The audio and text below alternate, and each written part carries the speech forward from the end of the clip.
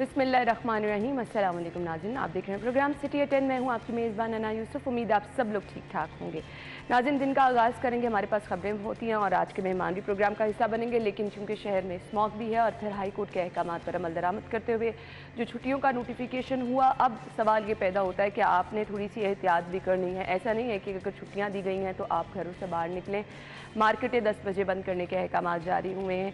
साथ ही साथ स्मॉग की सूरत हाल चूँकि अभी तक कंट्रोल नहीं होने पे आ रही है, सो आप लोगों को एहतियात करनी है, क्योंकि बहुत सारे लोग शिकायत ये कर रहे हैं कि आंखों में जलन और इसके साथ साथ सांस की प्रॉब्लम हो रही है। सेकेंडली, हम आपको अपडेट अपने शो में करते रहेंगे। फ़िलहाल मोटरवे क्योंकि धुंध के बायस बंद की जाती है, तो जैसे ही मोटरवे से कोई अपडेट आएगी, क्योंकि लोग इंतज़ार कर रहे होते हैं जिन लोगों ने मोटरवे पर सफ़र करना है, दूसरे शहरों को जाना है, सो उनको आगे चल के प्रोग्राम में हम अपडेट करेंगे कि मोटरवे को ट्रैफिक के लिए कब खोला गया। इसके साथ साथ कुछ शहर की खबरें भी प्रोग्राम का हिस्सा बनाएंगे। हमारी टॉप स्टोरीज़ की तरफ पहली खबर है जी हमारे पास। पंजाब 1316 अरब का मकरूज गर्दिशी कर्जों का हुजूम 3.3 अरब तक पहुंच गया है।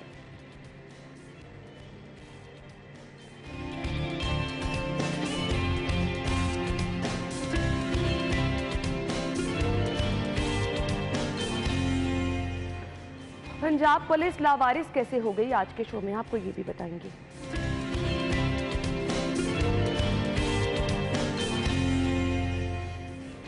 और इसके बाद जी कुछ बात करनी है जी सरकारी निर्खनामे की, जो कि मजाक बन के रह गया है। बिस्किट, बर्गर, शौरमा, दूध के रेट आज खुद बढ़ा लिए गए हैं। और इसके बाद अगली खबर हमारे पास है, कंप्रेसर इस्तेमाल करने वाले सारिफीन के खिलाफ मुकदमा दर्ज होगा। मतलब सारिफीन के खिलाफ मुकदमा आप दर्ज कर लें, आप अपने कामों को दुरुस्त करने की कोशिश ना करें। आप ये मत कहें कि सारिफीन को बर वक्त गैस की फराहमी जो कि कंपनी की जिम्मेदारी है उसमें भी कुछ बेहतरी लाई जाएगी, वो नहीं होगी तो सारिफीन बेचारे क्या करें, 2 वक्त का खाना जो खाना है वो किस तरह से खाएं। खबरों की डिटेल्स की तरफ चलेंगे। हमारे साथ हमारे सीनियर रिपोर्टर्स मौजूद हैं। आमिर रजा खान साहब और अली साई साहब ने ज्वाइन किया है। अस्सलाम वालेकुम, क्या हाल चले आप? सो नाज़रीन, बढ़ते हैं आज की पहली खबर की तरफ। खैर इंट्रो थोड़ा सा मैं डिस्कस कर लूँ। स्मॉग बेकाबू है, स्कूल हफ्ते में 4 दिन खुलेंगे, मार्केटें 10 बजे बंद होंगी, ताजिर इस पे सीख पा हो जाएंगे। शादियों का सीजन है आमिर भाई, होना भी चाहिए उनको, और सीख पा क्यों ना हो। मुझे आप ये एक बात बता दें, मैं अदालत के मामलात में तो चले हम नहीं बोलते हैं, लेकिन आपके तमाम यूनिवर्सिटीज़ कॉलेजेस खुले हैं, सिर्फ स्कूल बंद करने से स्मोक कम होगी? मैंने भी कल यही पॉइंट उठाया था ना। आपका बेशतर जो इस वक्त शाम के वक्त बारबेक्यू है, ये एक बड़ी वजह है कि आप 40,000 टन कोयला रोजाना जलाते हैं। आप कह रहे कूड़े को आग ना लगाएं, वो आप कोयला जला रहे हैं भाई, और सरेआम जला रहे हैं। गली गली मोहल्ले बारबेक्यू की दुकानें खुली हैं, वो सारी की सारी धुआं उड़ाती हैं। उस पर कोई पाबंदी किसी किस्म की आई नहीं। सरकारी दफातर में कोई टाइम की कमी हुई लोगों का रोटी नहीं लगा अमर भाई। मैं अब अपनी बात कर लेंगे कि हमें जल्दी छुट्टी होगी नहीं। साई साहब आप नहीं अब मैंने कहा शायद सरकारी दफातर के बाद आपने प्राइवेट अदारों को कहा कि जी आप 2 दिन घर से काम कराएं अपने वर्कर से। सरकारी दफातर पे नहीं, मीडिया पे तो कुछ भी इम्प्लीमेंट नहीं होता।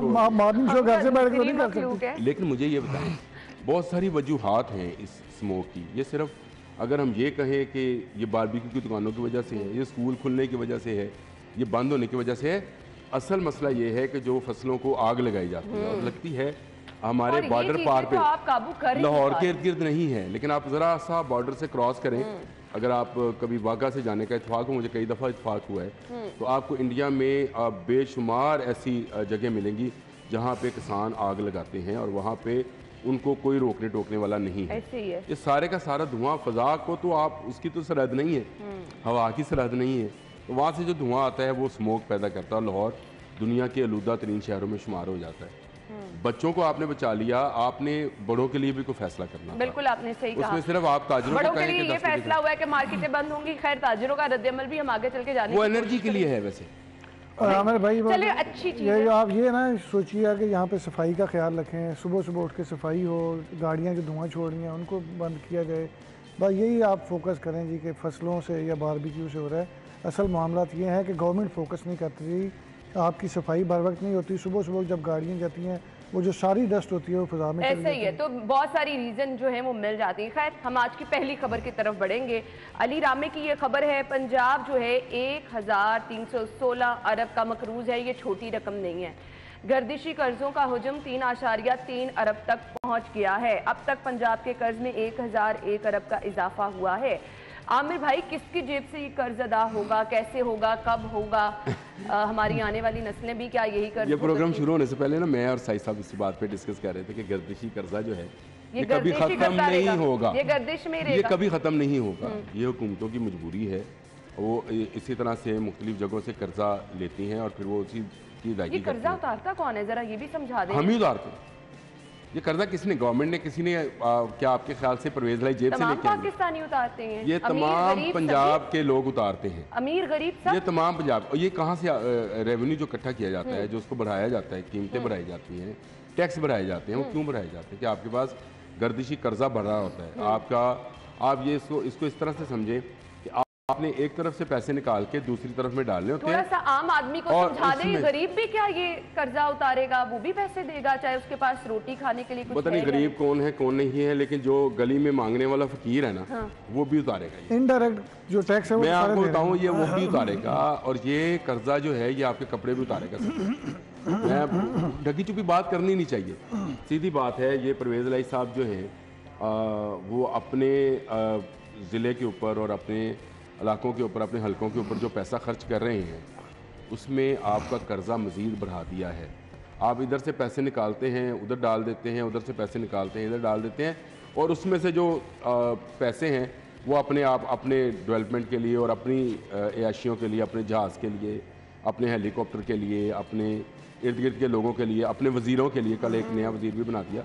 तो ये गर्दिश समझ नहीं आ रही हमारे भाई। एक तरफ वो कह रहे हैं कि असम्बलियाँ तहलील कर रहे हैं, रज़ाइन दे रहे हैं, दूसरी तरफ वज़ीर भी बन रहे हैं। नहीं, वो तो असम्बली तहलील करने के हक में नहीं। शोई साहब तो बिल्कुल में नहीं, लेकिन जिनके सर पे आए हैं वो तो यही कहते हैं। नहीं, इमरान खान साहब भी नहीं। अगर आप सियासी बात करना चाहते हैं तो इमरान खान साहब को भी पता है कि 2 उनके पास सूबे ऐसे हैं जहाँ पर वो तमाम सहूलियात का जो है फ़ायदा उठा नहीं, वो अभी उनको किसी ने समझाया। एक पंजाब, एक खैबर पख्तूनख्वा। यही समझाया गया उनको। मैं परवेज लाई साहब ने समझाया उनको कि भाई अगर आप ये 550 जो अहलकार आपके तैनात हैं ड्यूटी पे, 550 नहीं, एक टाइम पे 550 है। एक टाइम पे 3 शिफ्टों में। 3 शिफ्टों में। हाँ जी। इसका मतलब है 1500-1600 हो गए। हाँ जी, और फिर खैबर पख्तूनख्वा से भी आए हैं तो ये सारे खत्म हो जाएंगे। वो जो खैबर फिर पख्तूनख्वा, आपके पास 2 सिपाही रह जाएंगे आपकी हिफाजत अच्छा के लिए। मज़े की बात ये है, तो मज़े की बात ये है कि खैबर पख्तूनख्वा वाले अंदर हैं, बाकी पंजाब पुलिस भी चाहिए तो दीवारों की हिफाजत कर रही है। उनको तो इजाज़त ही नहीं कि अंदर जाकर देख सके कि अंदर क्या हो रहा है, कौन आ रहा है, कौन जा रहा है। इवन एसपी रैंक का अफसर जो है, इंस्पेक्टर और डीएसपी को इजाज़त नहीं है कि वो अंदर की सिक्योरिटी चेक कर सके। एसपी, एसएसपी, डीआईजी और सीसीपीओ ये अंदर जा सकते हैं, ये जाकर देख सकते हैं सिक्योरिटी के सारे मामला। बाकी सारी चीज़ें वो जो कमांडो आए हैं ना वहाँ से वो देखते हैं। और ये भी मज़े की बात है कि ये चारों बड़े हमारे लिए बड़े मोतबर हैं। मेरा आप उनसे रिलेशन हो तो मैं कहता हूँ बड़े फ़ख्र से बताता हूँ, मेरा एसपी से, डीआईजी से, फलां से तल्लक है। और आपके घर में कोई भी गेस्ट आ जाए आपको उसको चाय पानी ज़रूर पूछते हैं। मैंने उस दिन भी आपको बताया था, ये चारों बेचारे वहाँ पे भी जाए ना तो चाय ये वापस अपने ऑफिस से आके पीते हैं। तो ये जो वो तो साई साहब चूल्हा जलता नहीं है। चूल्हा मतलब मैंने इस पर ब्लॉग लिखा था कि मना फरमाया गया है, जो मुवक्किलीन है और जन्नात हैं उन्होंने मना फरमाया है कि चूल्हा ना जले ज़मान पाक के उस घर में जहाँ पे इमरान खान साहब राइज वज़ीर हैं। इसीलिए वहाँ गैस का हीटर नहीं जलता, चूल्हा नहीं जलता। चाय साथ वाले घर से आती है और जो उनके अजीज़ हैं ज़मान साहब वहाँ से आती है। खाना कहीं दोस्त के घर से आता है, उनके घर में ना सिगरेट लाइटर जलाने की इजाज़त, आग नहीं जलेगी। ये उनकी हिफाजत के लिए इक़दाम किए गए हैं। किसने किए हैं? वो उनकी शरीके हयात हैं। और इसलिए वहाँ पे चाय साहब बहुत ही मुश्किल से अगर किसी को पिलानी भी पड़े तो बाहर से आती है चाय। हमारे भाई एक और चीज़ ये देखे ना कि ये गवर्नमेंट कहती थी, पीटीआई गवर्नमेंट आई थी तो वो कहती थी कि पिछली गवर्नमेंट ने बहुत सारे कर्जे लिए हैं, बहुत पाकिस्तान पे बहुत कर्जा चढ़ा दिया है। तो भी पंजाब की देखें तो 2015 में 540 अरब था, अब 1300 से ज़ायद हो गया है। ये पंजाब की बात है। पाकिस्तान में पीटीआई ने अब तक 75 सालों में साई साहब सबसे ज़्यादा कर्जा लिया है। पूरे मजमूई तो कर्जे का तरक्याती काम नहीं हुए। 48% अच्छा, ये कर्जा मुझे जो बता है दें PTA ने कर्जा लिया। किस मद के लिए लिया गया, इससे कुछ जो अवाम ने जो ये कर्जा पे करना है, अवाम को कुछ रिलीफ इसमें बहुत सारी देखें, बहुत नहीं, सारे अवाम हर्ज को हैं। कुछ रिलीफ भी मिला। चले मुझे अगर किसी बात में रिलीफ मिल रहा नहीं है ना, जो बार मैं बार वो कर पूछ रहे हैं हमारे दूंगी। भैया ना, ये पूछना चाह रही है कि जो आप कर्जे ले रहे हैं हमारे नाम पे, मुझे क्या फायदा होगा मेरे उसका? लिए कि मेरे लिए किसके तरक्याती लिए काम लिए? होंगे ना जी, किसके लिए लिए थे? तो नौकरियां जनरेट होंगी, उसके लिए हाँ, आवाम के लिए बिल्कुल कुछ सही किया है। गया। इससे तनख्वाहें दी जाएंगी सरकारी मुलाजमीन को। इसमें तो कर्जा लेके वो आपने जो हाथ गाड़ियाँ में- जो अभी आप बता रहे थे कि धुआं छोड़ती हैं, उनके मतलब भी कोई इकदाम होने चाहिए। सरकारी गाड़ियाँ बेशतर वो जो धुआं छोड़ती हैं, डीजल पर चलती हैं, कूड़ा उठाने वाली, उनके भी ये सारे पैसे उसी पे खर्च होते हैं। ये कोई बाहर से नहीं है, लेकिन क्योंकि सूद दर सूद का एक चक्कर व्यू है जिसके अंदर एक दफ़ा आप फंस जाएं फिर नहीं तो आप फंस, इसीलिए तो सूद हराम है, बिल्कुल सही कहा। इसीलिए सूद हराम है। तो ये कर्जा चाहे कोई भी गवर्नमेंट आए उसको उठाना पड़ता है, फिर उस पर अपने खर्चात निकालते हैं, फिर वो कर्जा जो है चलते चलते उसका सूद बढ़ते बढ़ते बढ़ता चला जाता है। ऐसे ही है, और अपने अखराजात वो अच्छे खासे एंजॉय कर लेते हैं, बाकी दुनिया जाए भाड़ में। वो कर्जे उतारने के लिए जो गर्दिशी करते रहेंगे, जिनको गर्दिशी कर्जे कह दिया हमारी आने वाली नस्लों तक, वो ऐसे हमारे ऊपर ही गर्दिश करते रहेंगे। मतलब इनको गर्दिशी ना भी लिखें, अब गश्त करते रहते हैं तो गश्ती कर्जा भी लिख सकते हैं। ब्रेक के बाद वापस आएंगे हमारे साथ ही।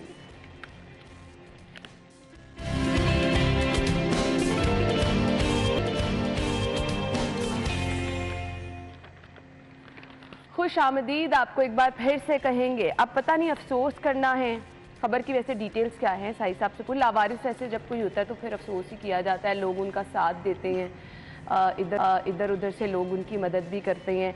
ज़िले और सरकारी अफसरान भी सियासी लोगों के रहमो करम पे हैं। पंजाब पुलिस लावारिस हो गई, साई साहब क्या हुआ?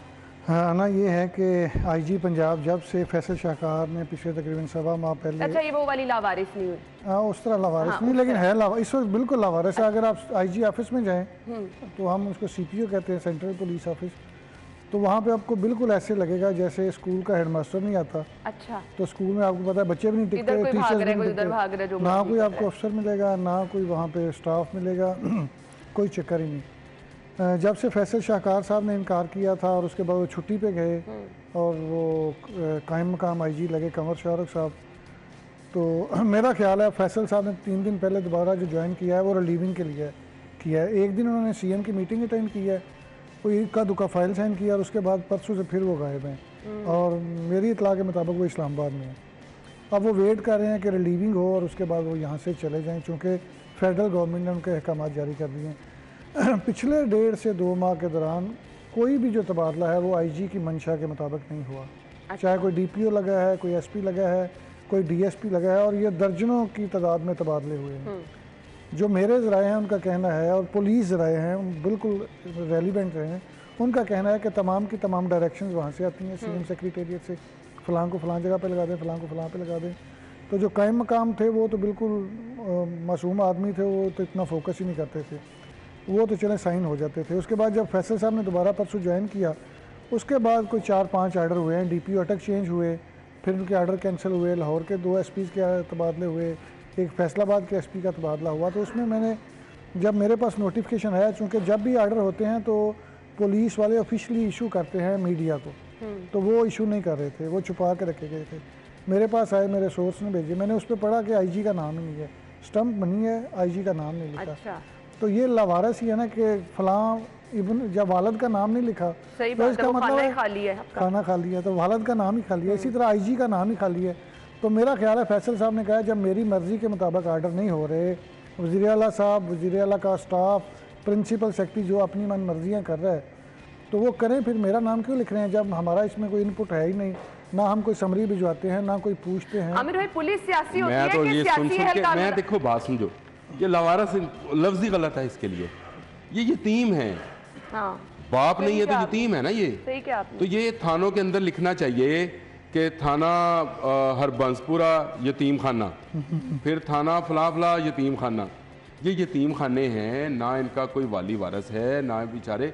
और ये मैं हुकूमत पंजाब से भी कहता हूँ कि यतीम के सर पर हाथ रखना रखा हुआ है, रखा हुआ है। कोई नहीं रखा हुआ। और शाहिद देखें साहब ना, अगर यतीम सारे के सर मामला पे हाथ वही- रखा होता तो वही सारे डाकू मामला देख दिन लो। दहाड़े पुलिस के अहलकारों को मार के निकल जाते सही कहा आपने। और पकड़े भी नहीं गए। नहीं नहीं आमिर भाई, यही तो मैं कह रहा हूँ, तबादलों के मामले में वो खुद देख रहे हैं ना सारा कुछ। तबादलों के वो तो मामले में- अपनी पसंद नापसंद, साई सियासी- साहब वो अपने अपना काम सियासी- निकलवा वो रहे हैं। पैसा बनाने का मामला वो आपको भी अपना पता है, काम- मुझे भी वही ना, पता है। अपना काम निकलवा रहे हैं। थाने सियासी बिकते मामला। हैं, ये अब बहुते बिकते हैं, ये सारी चीज़ें बिकती हैं और पुलिस यतीम है। ये पुलिस वो एहलकार जो इस वक्त ड्यूटीज़ पर हैं, वो बेचारे मेरा ख्याल है अपना खर्चा भी खुद ही निकाल लेते हैं या निकलवा लेते हैं जेबों में से वो फिर क्या लोगों के, करें? क्योंकि उनको वो क्या करें, उनके ऊपर कोई है ही नहीं, वो उनको चेक एंड बैलेंस नहीं है। आपके वजीर आला परवेज़ इलाही साहब जो हैं वो गुलाम डोगर की वो सरपरस्ती छोड़ेंगे तो पुलिस पर तवज्जो देंगे कि पुलिस का निज़ाम कैसे चलना है। पिछले 4-5 साल से ये पुलिस यतीम है। आप देखें इमरान खान की गवर्नमेंट थी, कितने आईजी बदले बुजदार गवर्नमेंट में, आईजी पे आईजी 6 महीने, कितना किसी को टिक के काम ही नहीं किसी करने ने 1 दिया। साल का टेन्योर पूरा ये नहीं किया। यतीमी जो है इनकी 4-5 साल से चल रही है। इनको शहबाज शरीफ जैसा एडमिनिस्ट्रेटर चाहिए था जिस पर हम ये इल्ज़ाम लगाते हैं कि जी ये मुजरमों को अदालतों से मावरा जो है कत्ल किया जाता है। देखें जराइम कंट्रोल में थे उसके दौर में, उसके दौर में एक सिस्टम था, स्टेबिलिटी थी, आईजी था, सीसीपी जो आईजी था वो DI पावरफुल ऑपरेशन था, वो अपने फैसले खुद करता था। और ये जो गवर्नमेंट आई थी पीटीआई की, ये नारा लेकर आई थी कि हम पुलिस को सियासत से अलग करेंगे, तो सियासत को ही उसके अंदर दाखिल कर दिया। आमिर भाई एक चीज है, आप मुझे बताएं चोर डकैतों की घूमती लेकिन होंगी, अब जो हालात है ना साई साहब, आई डोंट नो आप एग्री करते हैं नहीं, पुलिस सियासत से अलग होना भी चाहे तो नहीं हो सकती है। यही मैं बताने लगा हूँ कि जब शहबाज शरीफ का दौर था तो सब कहते थे जी कि शहबाज शरीफ का बहुत ज़्यादा इन्फ्लुएंस है, लेकिन मैं आपको लिटरली बताता हूँ कि जितने भी DPOs लगते थे, RPOs लगते थे, अगर किसी जगह पे IG कहता था कि चाहे शहबाज शरीफ की सिफारिश होती थी, वो अगर IG मुश्ताक सुखेरा साहब कहते थे कि ये बंदा नहीं लगना चाहिए, ठीक नहीं, तो वो नहीं लगता था। अगर वहाँ पे सियासी जो ट्रांसफ़र पोस्टिंग होती थी तो उसमें 30% सियासी होती थी, 70% IG की मर्जी यानी होती कोई IG का रोल लेकिन तो कम जो से कम पिछले होता है। 1.5-2 माह से हुकूमत का रोल होता है इसमें। पिछले 1.5-2 IG माह का क्या रोल से है? सर्कल अफसर से लेके RPO तक तमाम की तमाम यहाँ से ट्रांसफ़र पोस्टिंग हो रही है। पहले पिछले 3-4 साल में जो आमिर भाई बात कर रहे हैं कि IG ऑफिस से रस्मी समरियाँ ज़रूर जाती थी जिन पर IG की जानब से ये समझा जाता था कि IG ने नाम भिजवाए हैं, हालांकि कहा यहीं से जाता था। एक वो सिस्टम बना था, उसको फॉलो किया जाता पहले था। साई अब साहब तो वो भी खत्म कर दिया गया है। RPO DPO वो कोई गोगी थी वो करती थी, अब गोगा कर रहा है। मुझे ये बताएं, पहले गोगा नहीं गोगी भट्टी कमा कर रहा रही है, थी, अब भट्टी नहीं पहले गोगी कमा रही थी, अब गोगा कमा रहा है, तो ये गोगस्तान है। मेरा तो ख्याल ये लगता है पंजाब का नाम जो है ये गोगस्तान रख दें, ये पैसे कमाते हैं इससे, और पैसे कमाना तबादलों में आपको भी पता है जो पैसे देकर आएगा वो कितने पैसे, कितने गुना पैसे कमाएगा। नहीं कमाएगा, फिर क्यों नहीं कमाएगा? वो फिर अपनी अगर आपको अमनो अमान नजर आता है तो मुझे बताएं, शहर के अंदर चोर डकैत कातल ना जी, सरेआम वो तो घूम रहे हैं। ऐसे ही है, ऐसे ही है। हमारी जानें, हमारा माल, हमारी इज्जतें दाव पर लगी हैं। नहीं, जो किसी को ख्याल है जिसको कंपनी दलील होगी, नहीं जिसको होगी। सियासी पीछे से पुष्टपनाई है उसको तो ना CCPO पूछता है, ना कोई पुलिस वाला SHO पूछता है, ना थाने वाले पूछते हैं। जो बेचारा मासूम आदमी है उससे कोई छोटा अच्छा, मोटा ये गुनाह मुझे भी बताएं, सकता है। पंजाब पुलिस लावारिस रहेगी कब तक साई साहब? क्या इलेक्शन इसका हल है? क्या कोई शहबाज शरीफ जैसा कोई CM आएगा वो इसका हल निकालेगा? अवाम का तो कोई पुरसानी हाल नहीं है, तो ये लावारिस वाली सूरत हाल रहनी कब तक है? ना ये पिछले तक 2-3 दिन से तो ये बात चल रही थी। उस दिन मैं IG ऑफिस बैठा था, बड़े अहम जो बंदा उसके पास, उनको फ़ोन आया था। लग तो ये रहा था कि कल आर्डर हो जाने हैं फयाज देव साहब के IG के। अब पता नहीं किसके आर्डर कब होने हैं, किस तरह होने हैं, लेकिन जो भी आएगा वो आएगा तो परवेज़ भाई की शय पे ना, तो वो करेगा वो जो चौधरी साहब चाहेंगे, जो भट्टी साहब चाहेंगे। और चौधरी और भट्टियों के दरमियान हम फंस के रह गए। पंजाब वैसे भी पुलिस जन्नात और मुकलीन का दौर है, जो ही आना चाहिए। क्यों लोगों को डरा रहे हैं आप? क्यों लोगों को डरा रहे हैं? लेकिन ये आगे क्या कर लेगा? लेकिन ये है कि फयाज देव साहब बड़े अच्छे अफसर हैं। आमिर भाई ने देव अच्छे खौफनाक हैं, बातें मैंने करनी वैसे शुरू कर दी हैं, ऐसे ही हम लोग गायब ना हो जाए ब्रेक में। ब्रेक के बाद वापस आएंगे, हमारे साथ ही रहिएगा।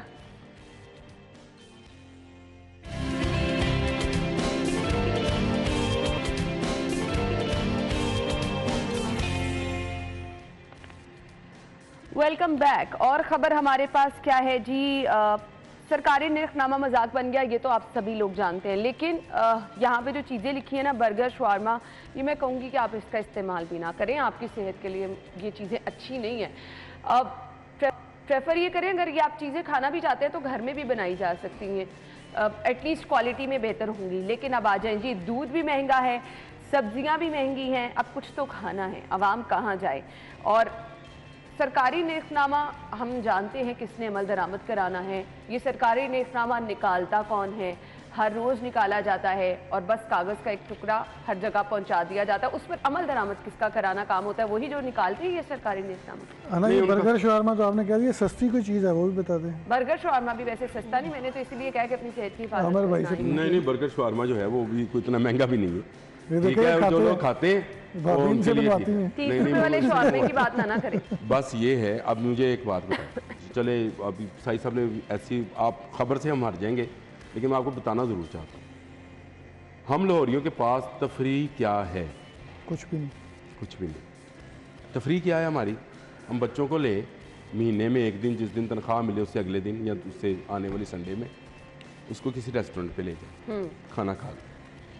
इसके अलावा मुझे बताओ तफरीह क्या है? नहीं है, वाकई नहीं है कुछ। और ये एक दफा क्या रेस्टोरेंट वो में किसी लेके जाना मेरे ख्याल से बहुत कम लोग अफोर्ड कर आपके सकते हैं। सिनेमाज में, फिल्म्स के अंदर जो सीन्स हैं, क्या आप अपने बच्चों के लेके जा सकते हैं? नहीं, बिल्कुल नहीं।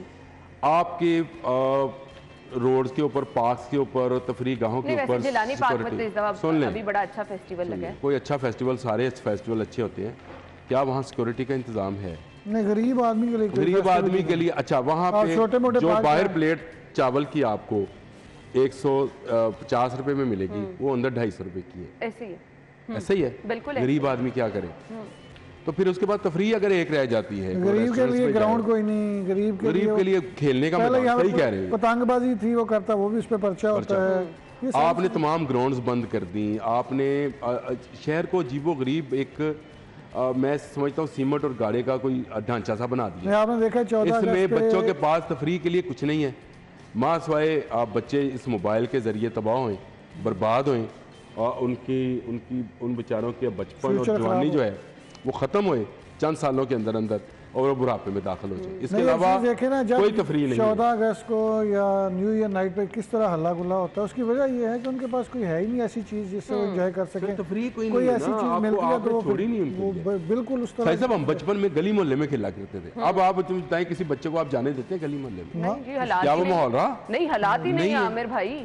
अब आ जाएं इस तरफ के नरखनामे और ये और वो। मैंने आपके पिछले सेगमेंट में भी गोगा का जिक्र किया था, तो ये आप तो पीछे पड़े ये हैं। जो गोगे उनकी हैं, जिम्मेदारी है। ये गोग किसकी जिम्मेदारी? डीसी साहब किधर है? किसकी जिम्मेदारी है? डीसी साहब की वो जिम्मेदारी है। डीसी साहब जो पैसे दे के लगेगा, वो पैसे, आप बात को, मैंने आपको पिछले सेगमेंट में ये सारी बातें बता दी हैं। कौन इस गोगा है? वो कह रहे भट्टी है, वो भट्टी गोगा ही है। कमिश्नर साहब भी पैसे देके लगे। भट्टी गोगा ही है। कमिश्नर लगेगा या नहीं लगेगा, हिस्सा पूछा। देखें, बात समझे बात, पैसे देकर जब आप अपॉइंटमेंट्स करते हैं तो वो पैसे देकर आगे फिर आपने चीज़ें वसूली नहीं गुजारा करी। करते हैं। हाँ, ये चीज़ें तो साबित हो चुकी हैं ना कि पैसों से अपॉइंटमेंट होती रही आप हैं। मुझे हाँ, ये तो बताएं, सामने आई हैं खुल के चीजें। खुल के अभी भी सामने आएंगी। अभी तो जरा पर्दा पड़ा हुआ है ना, ये आपको कभी किसी यानी आप ये कह रहे हैं डीसी साहब के हाथ बंधे हैं? DC वो मजबूर हैं? हाथ नहीं बंधे हुए, ये लगाए क्यों गए हैं? अच्छा, अगर ये कंट्रोल नहीं कर पाते हैं, तो फिर अगर यही मैं फिर बात करूंगा, लोग फिर कहेंगे भी अगर ये शहबाज शरीफ के दौर में होता तो उठा के बाहर फेंक देना, तो नहीं, काम ही नहीं करता ये। नहीं है ना, काम अमर भाई करें। वाली एक बात है, डीसी मैं अगर रेट लिस्ट देता है, उस पर इम्प्लीमेंट किसने कराना है जी? सही। इन्होंने ही कराना है। प्राइस कंट्रोल कमेटियों के चेयरमैन किसने मुकर्रर करने हैं जी? सही। मंडियों में रेट्स को किसने कंट्रोल करना है? सब ओपन है, सबको पता है।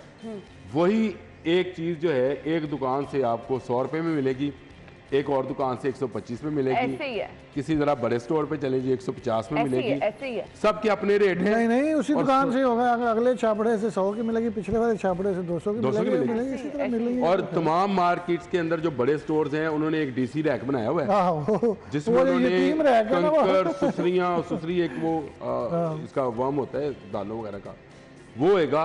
कहेंगे जी डीसी रेट ते लेनी है, चुक लो, नहीं तो यार साड़ी पैक की हुई दाल साफ सुथरी है। ना जिस अच्छा, तरह होना घर तो में ये वो- चाहिए कि सारी दालें एक ही रेट पे बिके। वो डीसी यतीम साहब रह को ये गया। इंश्योर करना चाहिए कि रैक डिफरेंस नहीं नहीं, वो हो ही यतीम ना रह गया। स्टोर्स जिस में। तरह वो कह रहे थे ना, पुलिस यतीम हो गई है, वो रह गया, यतीम होता है ना, उसकी तरफ को देखता है ना, ग्राहक देखता है कि ना सर जी, दुकान। मैं क्यों ऐसे ही है, देखूंगा? उसके अंदर जो चीनी पड़ी होती है, उसके अंदर वही दुकानदार सुइयां चबोकर चूंटियों को दावत देता है कि आओ इस चीनी से आप लुत्फ उठाओ। ऐसे ही है, बिल्कुल सही। 2 पैकेट रखे होते 3, उसमें चूंटियां होती हैं, आप उसको आप खरीदेंगे? नहीं, कोई भी नहीं बच्चे नहीं आपको ये आमिर भाई कह रहे हैं ना ट्रांसफर पोस्टिंग, मैं एक साइज अगले तो कवर रैक करता पे हूं। उस दुकानदार ने अपने नाम से एक पैकिंग बनाई होगी, उसको वो चाहे 150 रुपए में बेच ले। बिल्कुल बेचते हैं, वो बेचते हैं। और मैंने देखा कि आप वहाँ पे आपका एसी और चला उन्हीं जाए। स्टोर पे बेचते हैं जहां डीसी साहब खुद विजिट भी करते हाँ, हैं। प्राइस कंट्रोल में जस्टेड वहाँ पे जाएं, ऐसे ही उसको है, देखते ऐसे ही ही नहीं। मेरे मोहल्ले में 2 सब्जी वाले हैं, और मैंने एक से कहा कि मैंने कहा यार उससे तेरी सब्जी महंगी क्यों है?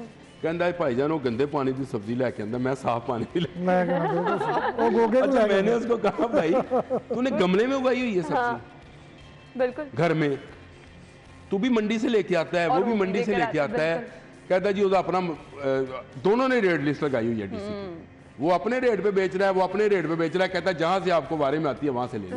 और अमल कोई नहीं कर रहा। अमल कोई मैंने रेट लिस्ट पे कोई अमल करता ही नहीं। आप देख लें, किसी बाजार आप गोश्त की दुकान पे चले जाएं, चिकन लेने चले जाएं, मटन लेने चले जाएं, सब्जियां लेने चले जाएं, जनरल स्टोर पे चले जाएं, किसी जगह पे आपको नजर आता है। किसी बड़े स्टोर पे चले जाएं, वही फिर वो बात ना है तो कि छोटा इंतजामिया की रिट है, और जहां पर आमिर भाई ने इशारा किया बल्कि वाज़े तौर पर बता दिया, वहां से काम खराब चल तो फिर कौन पूछने वाला होगा। मैं कहती हूँ आपके सूबे का करता धरता जो होता है वो वाकई इसका जिम्मेदार है। तो सीएम साहब आई डोंट नो अपनी सियासी मसरूफियात में इस कदर मसरूफ है आवाम के लिए, तो वो कुछ करना ही नहीं चाह रहे। सो हम आवाम के लिए एक अपडेट यहाँ पर पहुंचा देते हैं।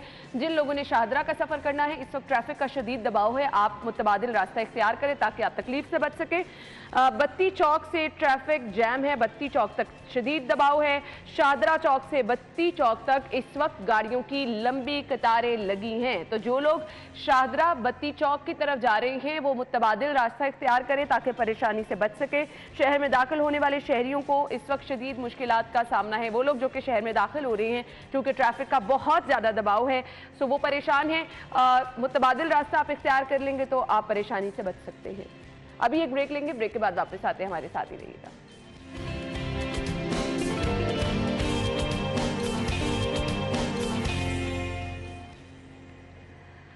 Welcome back. कंपनी हुक्काम ने कानूनी मुशावरत शुरू कर दी है।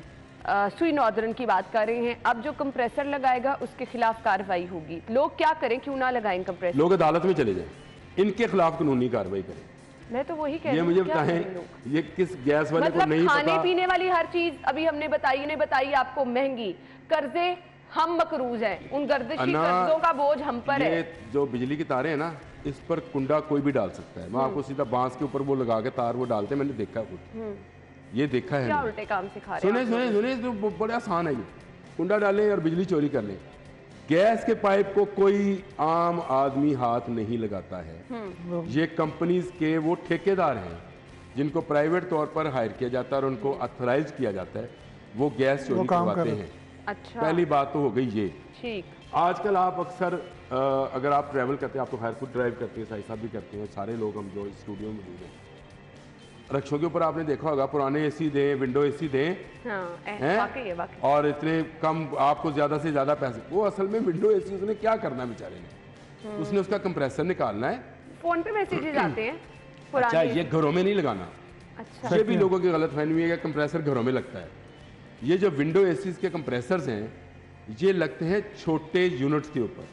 अच्छा, यहाँ किसी ने अगर कोई किचन बनाया हुआ है, वो जो कमर्शियल खाना बनाते हैं उनका होगा, या फिर उनका होगा जिन्होंने छोटे छोटे घरेलू यूनिट्स लगाए हुए हैं, उनको गैस चाहिए होती है, जैसे प्लास्टिक मोल्डिंग मशीन, कोई भी छोटी मोटा जिनको गर्म करना होता है, सही। उनके लिए कंप्रेसर लगते हैं।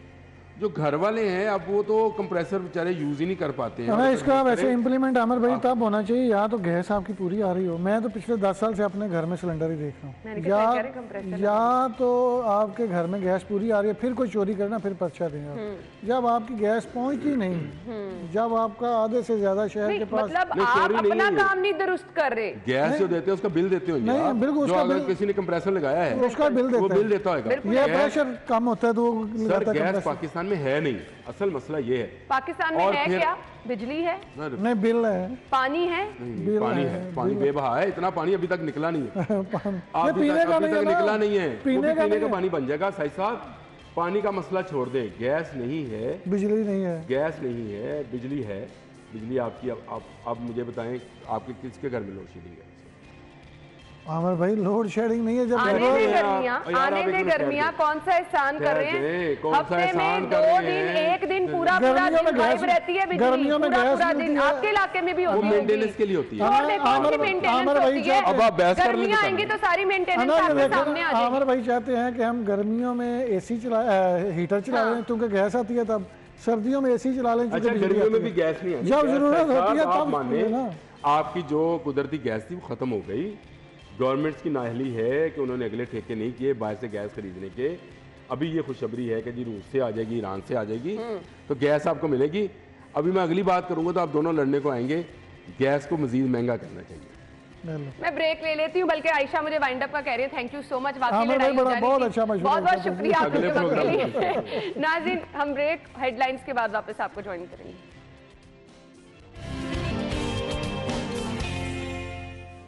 स्टूडियो में आपको खुशामदीद कहेंगे। कल एक खौफनाक, बल्कि मैं यही कहूँगी कि परेशान कुन खबर हमारी आंखों के सामने से गुजरी और हमने कहा कि क्यों ना हम आपका ये मसला ये डिटेल में डिस्कस करें और आपको बताएं कि ये किस हद तक ख़तरनाक है। फास्ट फूड का रुझान शहर लाहौर में इतना बढ़ता चला जा रहा है कि ये डायबिटीज़ की एक बहुत बड़ी वजह बनता चला जा रहा है। अब लाहौरिये वैसे खाने पीने के शौकीन हैं, आप वीकेंड पे किसी भी, ना सिर्फ वीकेंड पे बल्कि वैसे ही आप किसी भी फूड पॉइंट पे चले जाएं आपको रश लगा नजर आता है। अच्छा जी, अब मैं आपको ये बता देती हूँ जी, महकमा primary and secondary health care ने पंजाब असम्बली में एक रिपोर्ट जमा कराई है और 2021-22 में शुगर के 4,22,453 मरीजों की तशखीस हुई है। सिर्फ लाहौर की हम बात कर रहे हैं। तो इसकी एक बड़ी रीज़न क्या बताई है कि क्योंकि लाहौरिये बहुत ज़्यादा फास्ट फूड खाता, बाहर का खाना खाते हैं, ओबेसिटी का शिकार भी हैं, तो ये वो वजूहात है। लेकिन इसमें सबसे ज़्यादा खौफनाक बात ये है कि हमारे यहाँ बच्चे भी डायबिटीज़ का शिकार होने लगे हैं। ओबेसिटी एक बहुत बड़ी रीज़न है इसकी, लेकिन इसके साथ साथ एक ट्रेंड हमारे यहाँ ये भी है कि अगर आपको शुगर हो गई है, आप बस डॉक्टर के पास नहीं जा रहे, कोई परहेज़ नहीं कर रहे, बस आपको ये पता है कि मीठा कम खाना है, बाकी बस कोई ज़रूरत ही नहीं है। अब हमने आपको बताना है कि डायबिटीज़ होने की वजूहात क्या होती हैं, इसके साथ साथ कौन कौन सी ऐसी आपकी फूड है जो कि इसकी वजूहात बन सकती है, आपकी ईटिंग हैबिट, आपका चलना फिरना, क्या क्या चीज़ें मैटर करती हैं। ये जो सहल पसंदी है, मैं ये कहती हूँ ये तो आपको लेके वाकई बैठ जाती है।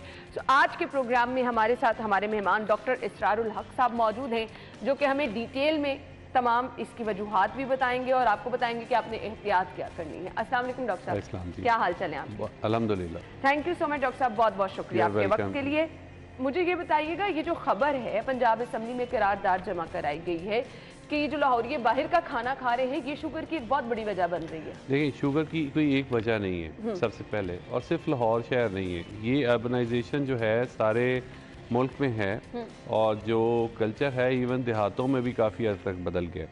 तो ये सिर्फ लाहौर शहर की ख़ास बात नहीं है। लाहौर शहर इसलिए हाईलाइट हो गया कि इसके स्टेटिस्टिक्स अवेलेबल हैं।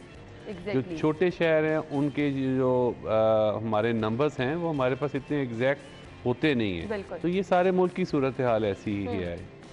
डायबिटीज़ एक बहुत बड़ी वबा की सूरत में हमारे माशरे पे, हमारे रीजन पे हमलावर है। उसकी बड़ी वजूहात कोई में से कोई सी एक को पिन पॉइंट किया जाए तो वो हमारा बदलता हुआ ज़िंदगी का स्टाइल है। हाँ, तर्ज़ ज़िंदगी आपका। जी, उसमें सबसे अहम चीज़, सबसे ज़रूरी चीज़ ये है कि हम सहल पसंदी का शिकार हो गए।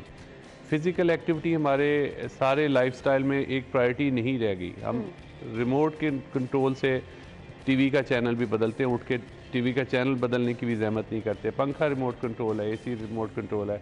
इसी तरह जो स्ट्रेस है मॉडर्न लाइफ का एक तोहफ़ा है।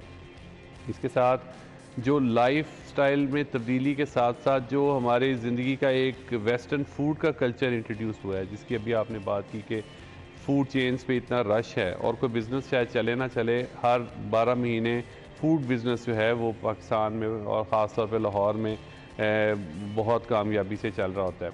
उसकी बड़ी वजह से डायबिटीज़ के इंसिडेंट्स बढ़ रहा है, इस पर कोई नहीं। ओवरऑल कोई एक पर्टिकुलर फूड नहीं है। हमारा जो वेस्टर्नाइज फूड है, जिसमें कैलोरी रिच डाइट है, जिसमें हम रिफाइंड शुगर्स ले रहे हैं, जिसमें हम बहुत ज़्यादा ये जो सॉल्ट इनटेक वाली चीज़ें हैं वो ले रहे हैं, तो ये सारी चीज़ें हैं जो हमारे जिस्म को मोबलाइज़ करने में, इस्तेमाल करने में दुश्वारी का सामना है और अल्टीमेटली उसमें ये डायबिटीज़ और दूसरी बीमारियों की सूरत में नमूदार हो रही है। और लोगों का अलमिया ये है कि शुगर के पेशेंट चलते फिरते उनको दिखाई देते हैं, लोग कहते हैं अच्छा ज़िंदगी तो गुजर रही है, वो भी फला मरीज़ भी डायबिटीज़ का शिकार है, अच्छी खासी ज़िंदगी गुजार है।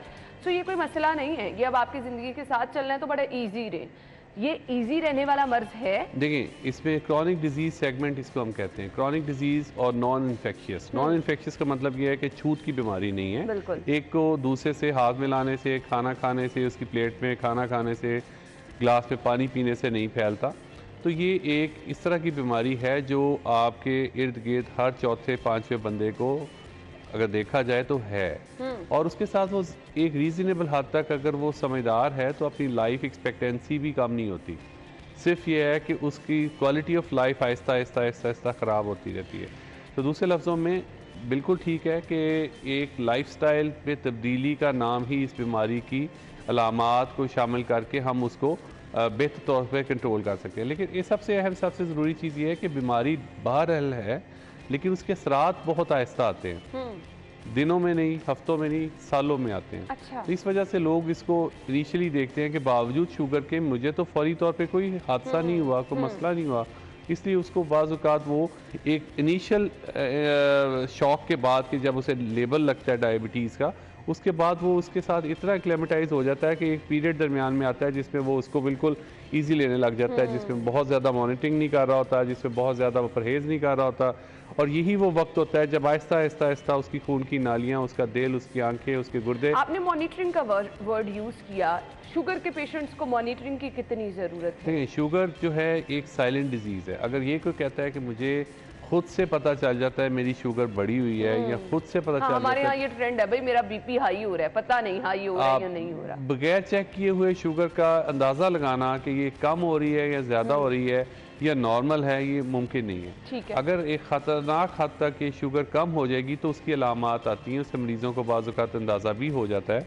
जिस तरह शुगर कम होने की वजह से हाथों की कपकट, वीकनेस, लेथार्जी, और उसके बाद बाज़ सूरतों में अगर लंबे अरसे तक शुगर कम हो जाए तो इवन कोमा हो सकता है, बेहोशी तारी हो सकती है, गलूदगी हो सकती है। तो ये वो चीज़ें हैं जिससे अंदाज़ा, लेकिन उस ख़तरनाक हाथ से पहले किसी मरीज़ को ये अंदाज़ा नहीं होता कि उसकी शुगर नॉर्मल है या रिक्वायर्ड लेवल से ज़्यादा है। तो उसको चेक करना बहुत ज़रूरी है, और चेक किए बगैर दुनिया में कोई तरीका नहीं है कि इसको कंट्रोल एक चीज़ वाज़े कर दीजिए, ये ला इलाज मर्ज है? नहीं। देखिए, ला इलाज इसलिए हरगिज़ नहीं है, ला इलाज तो हमारा अकीदा है कि कोई मर्ज़ भी नहीं बनाया गया। लेकिन एक चीज़ ये है कि कुछ चीज़ें ऐसी हैं जिसमें क्योर है। क्योर का मतलब है कि आपसे अपेंडिक्स की तकलीफ़ हुई, अपेंडिक्स की सर्जरी हुई, जड़ से ख़त्म हो गया, किस्सा ख़त्म हो गया। कुछ ऐसी बीमारियां हैं जिनका सिर्फ कंट्रोल है, कंट्रोल ही उनका इलाज है। ठीक। उसमें हर रोज़ दवाई खाएंगे, हर रोज़ उस बीमारी के साथ फाइट करेंगे, कंट्रोल रहेगी, तो उसका ये मतलब नहीं है कि वो क्योर हो गई है। ठीक है। आप कंट्रोल छोड़ेंगे, परहेज़ छोड़ेंगे, दवाई छोड़ेंगे, तो उससे अगले दिन वही वैल्यूज़, वही चीज़ें, वही ख़तरनाक चीज़ें दोबारा से आपके जिस्म में शामिल हो जाएंगी। दूसरे लफ्ज़ों में काबिल इलाज है, लेकिन क्योरेबल नहीं है, जड़ से ख़त्म नहीं होती। सही। अब वो पेरेंट्स जो कि कहते हैं कि जी बच्चों के लिए डाइट में ये सब चीज़ें होनी चाहिए, बढ़ती हुई एज है, बच्चों को तो चले बड़े तो परहेज़ करें, बच्चों को क्यों नहीं खाना बर्गर, या बच्चों को क्यों ज़्यादा मीठा नहीं खाना, उनके लिए आप क्या कहना चाहेंगे? बच्चों की रूटीन की डाइट में क्या चीज़ें ज़रूरी हैं, क्या चीज़ें ख़तरनाक हैं? देखिए, रूटीन की डाइट में सबसे अहम, सबसे ज़रूरी चीज़ तो ये है, चाहे डायबिटीज़ है बच्चों को या नहीं है, और उसके लिए उन्हें हेल्दी डाइट की तरफ लेके जाना है। हेल्दी बैलेंस डाइट का नाम है, उसमें फ्रूट्स भी शामिल हैं, वेजिटेबल्स भी शामिल हैं, सीरियल्स भी शामिल हैं, प्रोटीन्स भी और फैट्स भी। तो ये बात सही है कि एक ऐसा बंदा जो सारा दिन कुर्सी पे बैठा रहता है, उसकी बॉडी रिक्वायरमेंट्स और हैं, और ऐसा मजदूर जो ईंटें उठा के 5वीं मंजिल पे लेके जा रहा है, उसकी रिक्वायरमेंट्स और हैं। लेकिन मोर लेस जहाँ तक बच्चों का ताल्लुक है, तो फिज़िकल एक्टिविटी के हिसाब से, एज के हिसाब से सारे बच्चों को हेल्दी हैबिट्स की तरफ, फूड हैबिट्स की तरफ आने की ज़रूरत है, जिसमें ख़ास तौर पे हमारे जो बच्चे हैं वो फ्रूट से दूर होते जा रहे हैं। फ्रूट्स का उनको टेस्ट डेवलप करवाने की ज़रूरत है, जिस तरह के उनको बहुत ज़्यादा रिफाइंड शुगर्स और फास्ट फूड का उनका एक क्रेविंग डेवलप होगी हुई है, उससे उन्हें उसकी तरफ लाने की ज़रूरत है, जिसकी बहुत बड़ी मिसाल ये होगी कि उस घर में उस फूड कल्चर को प्रमोट किया जाए जो हेल्दी फूड्स है। सही। अच्छा जी, अब ये बता दें कि डायबिटीज़ के जो पेशेंट हैं उन्हें क्या क्या एहतियात करनी है, उनकी डाइट क्या होनी चाहिए और उनको अपना शुगर लेवल किस तरह से चेक करते रहना चाहिए? देखिए, शुगर लेवल चेक करने की बात सबसे पहले कर लेते हैं कि शुगर अगर चेक करेंगे और शुगर को कंट्रोल रखेंगे, कंट्रोल से मुराद ये है जी कि उसका 3 महीने वाला जो शुगर का टेस्ट है वो 6.5 से लेके 7 के दरमियान रहे और ख़ाली पेट उसकी शुगर जो है 110 के और 100 के दरमियान रहे और खाने के 2 घंटे के बाद 140 और 160 के दरमियान रहे। तो ये है उसका कंट्रोल। इसको चेक करने से ही पता चलेगा कि मामलात कैसे चल रहे हैं। अगर कंट्रोल है शुगर और एक ऐसा बंदा जिसकी कंट्रोल नहीं है, देखा गया कि पेचीदगियों का बहुत बड़ा कंपोनेंट जो है अनकंट्रोल्ड शुगर वाले लोगों में ज़्यादा होता है। तो दूसरे लफ्ज़ों में कंट्रोल करने से हम पेचीदगियों को रोक सकते हैं। पेचीदगियों से मुराद सबसे पहले ज़रूरी ख़तरनाक पेचीदगियाँ ये हैं कि दिल के अमराज, खुदा न खास्ता फालिज का मसला, खून की नालियों की तंगी होना, फिर किडनीज़ का इशू होना, खुदा न खास्ता पाँव के ऊपर ज़ख़म और बाद सूरतों में पाँव का और टांग का कट जाना, आँखों की बिनाई का ज़ाया हो जाना, ये सारी वो चीज़ें हैं जिनसे हम बच सकते हैं अगर शुगर अच्छी कंट्रोल कर लें। तो ये बहुत ज़रूरी है। दूसरी चीज़, इसके 3 कंपोनेंट्स हैं, फ़िज़िकल एक्टिविटी, डाइट कंट्रोल और तीसरे नंबर पे आ जाती है मेडिसिन। मेडिसिन का अमल दखल ये है, चाहे वो इंसुलिन है चाहे वो टैबलेट्स हैं, वो एक ग्रुप है, लेकिन उसके मैं हमेशा से मरीज़ों को ये कहता हूँ कि 33 नंबर हैं इसके। अगर आप किसी एक पे आप छोड़ देंगे तो दूसरे पे बोझ बढ़ जाएगा। मतलब अगर आप परहेज़ छोड़ देंगे तो दवाइयाँ बढ़ानी पड़ेंगी, अगर आप फिज़िकल एक्टिविटी छोड़ देंगे तो यहाँ दवाइयाँ बढ़ानी पड़ेंगी या फिज़िकल एक्टिविटी बढ़ानी पड़ेगी। तो इनका हिस्सा 1/3 हर चीज़ का हिस्सा है। इस हिसाब से अगर तीनों चीज़ों को साथ लेके चलेंगे, दवाइयाँ भी खाएंगे, फ़िज़िकल एक्टिविटी भी करेंगे और साथ में एक ख़ास हद तक मीठे से परहेज़ भी करेंगे और अपनी शुगर पे नज़र भी रखेंगे, तो पेचीदगियों से बच सकेंगे। सही। डायबिटीज़ के जो पेशेंट हैं उनके लिए एक्सरसाइज वॉक कितनी ज़रूरी है? 30 मिनट्स की एक्सरसाइज ही और 5 से 6 दिन हफ्ते में कम अज़ कम ब्रिस्क वॉक करें तो अच्छा है। और लेकिन एक्सरसाइज प्लान, ये जो आजकल हमारा कल्चर है कि जिसको हम एक्सरसाइज का कहते हैं कि उसने वो कहते हैं मैंने जिम ज्वाइन कर लिया। सबसे अहम सबसे ज़रूरी चीज़ ये है कि जिम में जो इंस्ट्रक्टर्स या जो माहौल और जिस तरह के लोग होते हैं उसमें बहुत ज़्यादा सारे लोग आपकी हेल्थ कंडीशन से अवेयर नहीं होते। उन्हें नहीं पता होता कि आप किस तरह के मेडिकल कंडीशंस को लेके आप आए हुए। हो सकता है अदर जो आपके साथी जो कर रहा है और जो एक्सरसाइज कर रहा है जिससे इंस्पायर होके आप वो हार्ड एक्सरसाइज करने जा रहे हैं, वो हो सकता है आपसे बहुत ज़्यादा फिट और वो कई सालों से कर रहा हो। इसलिए उसको देख के आप कोई भी अनसुपरवाइज्ड एक्सरसाइज ना करें। डॉक्टर से मशवरा ज़रूर करें कि मेरा क्या एक्सरसाइज प्लान होना चाहिए, कितनी, क्योंकि बाज़ औक़ात होता ही है कि हम अपनी एक फ़िज़िकल एक्टिविटी को मेंटेन कर रहे होते हैं, अपने हार्ट को, अपने दूसरे मामलात को, अपने रेस्टिंग कंडीशन के हिसाब से, लेकिन जब उस पर स्ट्रेस आता है एक्सरसाइज का तो वो खून की नालियाँ जो दिल को सप्लाई कर रही होती है बाज़ औक़ात तंगी का बायस बनती हैं। और उसमें कई दोस्तों को, कई लोगों को ऐसा वाक़यात हुए हैं कि जिम के दौरान उन्हें एंजाइना हुआ है, जिम के दरमियान उन्हें, क्योंकि वो सारी उम्र तो कर नहीं रहे थे, 40-50 साल उन्होंने इस तरह की एक्टिविटी की नहीं होती, एकदम से उन्होंने एक्सरसाइज शुरू की और किसी के इंस्ट्रक्टर के या किसी दोस्त के कहने पे उन्होंने वो फुल एक्सरसाइज करने की कोशिश की और वो उनका हार्ट और उनका जिस्म उसका आदी नहीं था और उसको उन्होंने बैलेंस ट्रिप हो गया। तो दूसरे लफ्ज़ों में डॉक्टर से ज़रूर मशवरा कर लें कि मैं एक्सरसाइज प्लान करना चाह रहा हूँ, मैं कैसे स्टार्ट करूँ, और ऑलवेज गो स्लो। ये बहुत ज़रूरी है कि अपने स्टेमिना को बिल्ड करें। एकदम से अगर आप किसी चीज़ को अपने ऊपर ले आएंगे तो वो नुकसान देंगे। डॉक्टर साहब, जो लोग मोटापे का शिकार हैं, क्या उनको बहुत ज़रूरी है कि उनको शुगर होती है? अगर किसी एक वजह का जिक्र किया जाए जिसपे डाइट और चेंजिंग लाइफस्टाइल है, तो अगली बड़ी वजह मोटापा है जी। ख़ास तौर पे हमारे रीजन में जो पेट पे चढ़ी हुई चर्बी है वो इसकी बड़ी वजह है। अच्छा। मोटापा कम करने से डायबिटीज़ का रिस्क, और ख़ास तौर पे प्री डायबिटीज़ एक टर्म है जिसपे हम एक कदम डायबिटीज़ की तरफ हैं और दूसरा कदम नॉर्मल की तरफ है।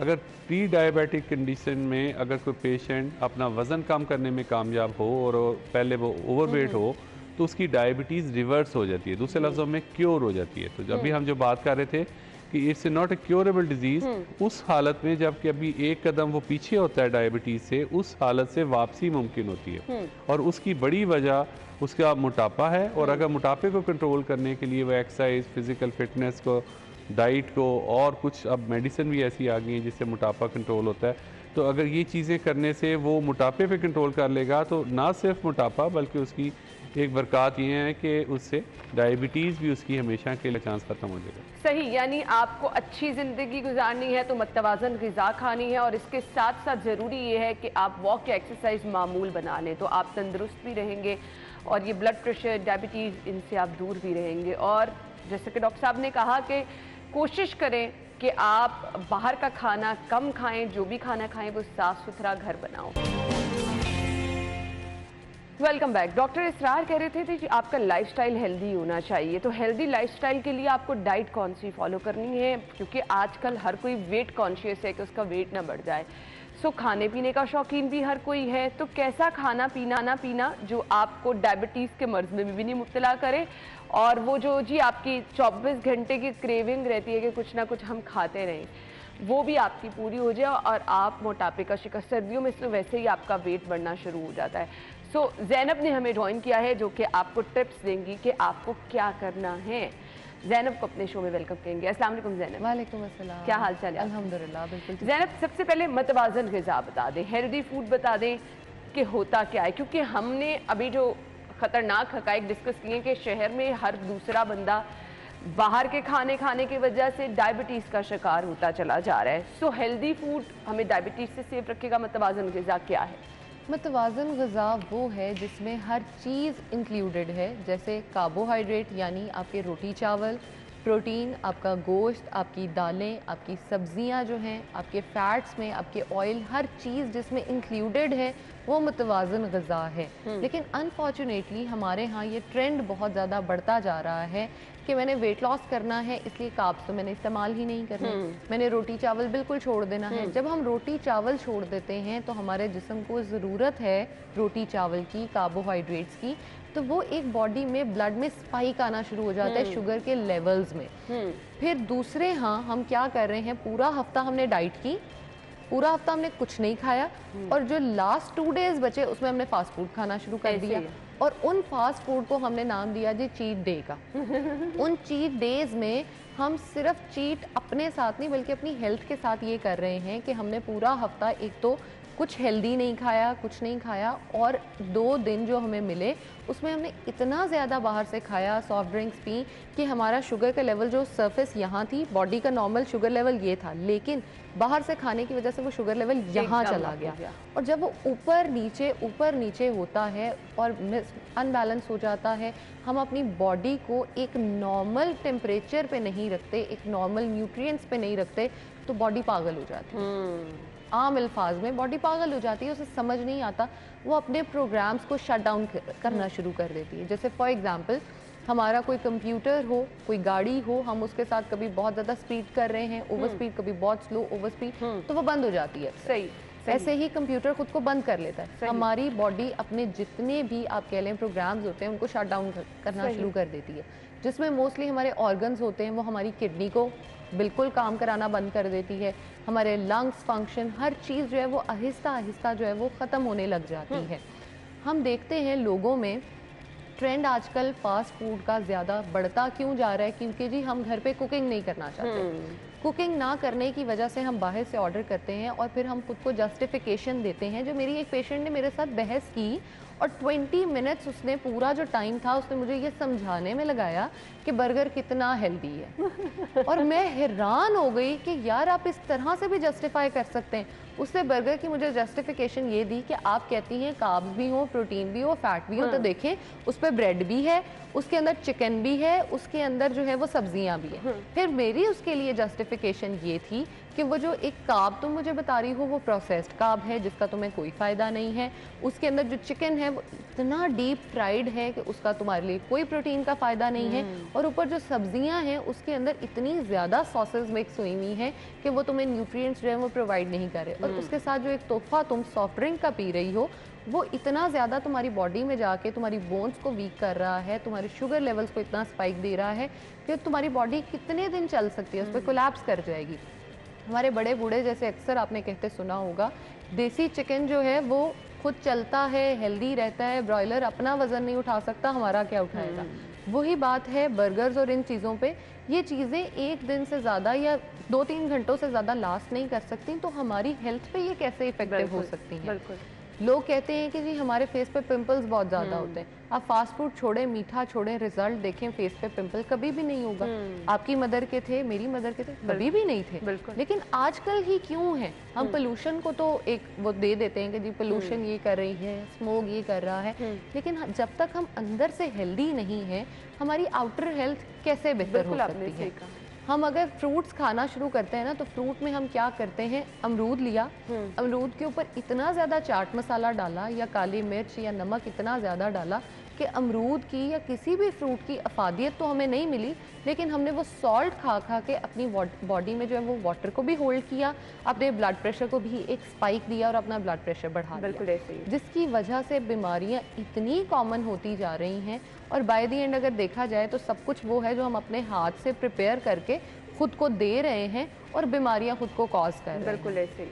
और इन द एंड हम जो है ना वो करते हैं कि जी मेरे तो डॉक्टर ने ये कहा था, मेरे डाइटिशियन ने ये कहा था, फलाने ने, हम उस टाइम पे ब्लेम करने के लिए किसी अच्छा, अब आपने कहा कि हेल्दी फूड खाना है, मतवाजन ग़िज़ा खानी है, सो जब जो सब चीज़ें आपने बता दी, लोग कहते हैं हम तो वही खाते हैं, फिर हम मोटापे का शिकार क्यों होते चले जा रहे हैं? डॉक्टर ने कहा था, ज़ैनब ने कहा था कि आपने तो गोश्त भी खाना है, आपने तो रोटी भी खानी है, लेकिन मैंने चावल भी खाने हैं। लेकिन मैंने ये तो नहीं कहा था कि आपने सुबह उठते ही 2 पराठे खाने हैं, दोपहर में 2 रोटियां रात में, क्योंकि लोग वाकई ही इतनी रोटियां खाते हैं।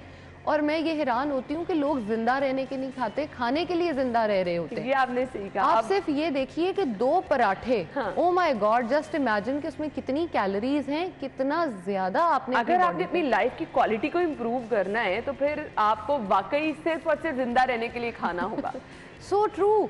और आप उसको छोटे छोटे पीसेस में ब्रेक डाउन करें और पोर्शन साइज कंट्रोल करके खाएं। अच्छा, जब हम पोर्शन साइज की बात करते हैं ना और पेशेंट्स को अक्सर समझा रहे होते हैं, तो एक पेशेंट को मैंने काफ़ी टाइम लगा के पोर्शन साइज समझाया, तो वो आगे से कह रही है हाँ ठीक है, 1.5 रोटी खा लांगी, 2 खीरे खा लांगी, 1 गोभी खा लांगी और साथ 2 कबाब और सालन भी। मतलब शी वाज काउंटिंग कि हर चीज़ में एक साथ खा लूंगी और ये मेरा पोर्शन कंट्रोल है। पोर्शन कंट्रोल क्यों है? क्योंकि मैं पहले 2 रोटियां खा रही थी, तो अब मैं 1 कम करूंगी तो मैं 7 कबाब खाऊंगी, मुझे कमजोरी हो जाएगी। भाई तुम वेट लॉस करने आई हो, वेट लॉस में कमजोरी मैं तुम्हें नहीं होने दूंगी, लेकिन वो चीज़ पेशेंट नहीं समझ रहा होता, उसको समझानी और लोगों को ये चीज़ बतानी, अवेयर करना कि ये चीज़ें बहुत ज़रूरी हैं, खाएं लेकिन अच्छा खाएं। आपने ये सब चीजें लेनी है जो हेल्दी डाइट में बताएंगे, लेकिन पोर्शन कंट्रोल। अब लोग कहते हैं गोश्त खाना सेहत की अलामत है, ये तो आपकी बॉडी के लिए बहुत ज़रूरी है। सो अगर खाना है वीक में कितने डेज, क्वांटिटी जो हम पोर्शन कंट्रोल की बात करें कितनी होनी चाहिए? अगर हम बात करें तो हर चीज़ जो है वो हमारे हाथ के ऊपर ही मौजूद है। हमारी हाथ का ये जो साइज़ है, ये समझ लें ये प्रोटीन का साइज़ है। जितना इसके ऊपर गोश्त आता है आप उतना खा लें। अब ये ना हो कि हम ऊपर ही पहाड़ लगाते जाएं। जितना, जैसे फॉर एग्जांपल मैक्सिमम इसमें आएंगी 2 से 3 बोटियाँ, चाहे वो चिकन है, मटन है, बीफ है। लेकिन क्या आपने कभी किसी को अपने साथ बैठे खाना खा रही हूँ आप, तो आपने देखा है कि वो 2-3 बोटियाँ खा के बस कर दें? ये तो हो ही नहीं सकता। हम प्रोटीन्स को, गोश्त को, हेल्दी होते हैं, ठीक है, आपके लिए बहुत ज़रूरी है, आपकी बॉडी की मसल बिल्डिंग के लिए, आपकी नशोनुमा के लिए, लेकिन उसकी क्वांटिटी जो है वो बहुत ज़्यादा मैटर करती है। अगर आप उसकी 2 से 3 बोटियाँ खा रहे हो एक दिन में, एक टाइम पे, तो वो बहुत अच्छा है, हेल्दी है, आप उसको इस्तेमाल कर सकते हो। लेकिन अगर आप ये कहो कि आप डेली का 1 किलो गोश्त खाओ, तो वो आपके लिए हेल्दी नहीं है। वो चाहे देसी मुर्गा आप खा लो, आप मटन खाओ, बीफ खाओ या ब्रॉयलर खाओ, वो आपके लिए नुकसानदेह ही है। अब लोगों में फिश पे ट्रेंड पता है आजकल क्या चल रहा है?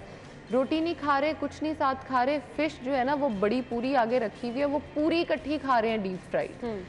भाई डीप फ्राइड फिशेस पहले वैसे ही नुकसानदेह हैं, फिर उसको इतना ज़्यादा वो खा रहे हैं कि जी हमारे लिए ये बहुत हेल्दी है तो हम खाएंगे, हम इससे न्यूट्रिएंट्स लेंगे। ऐसे कोई न्यूट्रिएंट नहीं मिलते। न्यूट्रिएंट मिलते हैं, उसको तमीज़ से अच्छे तरीके से खाएं तो ही मिलते हैं, और उसका एक पोर्शन कंट्रोल करके खाएं। यानी आपने खाना सब कुछ है, मैटर ये करता है कि अगर आप फिश खा रहे हैं तो वो डीप फ्राई है या नहीं है, पोर्शन कंट्रोल है या नहीं है। सब्जियां, फल, गोश्त, मछली, चिकन, सब चीज़ें आपके रूटीन का हिस्सा होनी चाहिए। हर रोज़ आपको अपना ये डिफरेंट मेन्यू करना चाहिए, लेकिन पोर्शन हमेशा से बहुत मैटर करता है हर एज ग्रुप के लिए। ज़ैनब बहुत बहुत शुक्रिया आपके वक्त के लिए। नाज़रीन, हम आपको ज्वाइन करेंगे एक ब्रेक के बाद। जी हमारा सेगमेंट है जी एक दिन एक नेकी। आज का पैगाम आपके साथ शेयर करेंगे। वनसल्ली अला रसूलिहिल करीम, अम्मा बाद, औज़ु बिल्लाहि मिनश शैतानिर रजीम, बिस्मिल्लाहिर रहमानिर रहीम, ला तक़नतू मिन रहमतिल्लाह, सदक़ल्लाहुल अज़ीम। मेरे दोस्तों, बुज़ुर्गों, भाइयों, मेरी बहनों, आज का मेरा पैगाम ये है, मायूसी कुफ़र है, मायूसी कुफ़र है। अक्सर इन अय्याम में लोगों की ज़बानों से ये जुमला सुनने को मिलता है कि पाकिस्तान क्या क्या बनेगा, क्या बन जाएगा। अल्लाह की कसम, पाकिस्तान दिन ब दिन उरूज पे जाएगा, तरक्की पे जाएगा, क्योंकि इसकी बुनियाद ला इलाहा इल्लल्लाह मुहम्मदुर रसूलुल्लाह पे है। और जिस मुल्क की बुनियाद ला इलाहा इल्लल्लाह मुहम्मदुर रसूलुल्लाह पे हो, अल्लाह की कसम, दुनिया की कोई ताकत इस मुल्क को मिटा नहीं सकती। जो इसको मिटाने की कोशिश करेगा, अल्लाह उसको ख़त्म कर देगा। अल्लाह मेरी प्रोग्राम का वक्त पहुंचा इख्तिताम को। अपना ख्याल रखिएगा। कल सेम टाइम पे मुलाकात होगी। अल्लाह हाफ़िज़।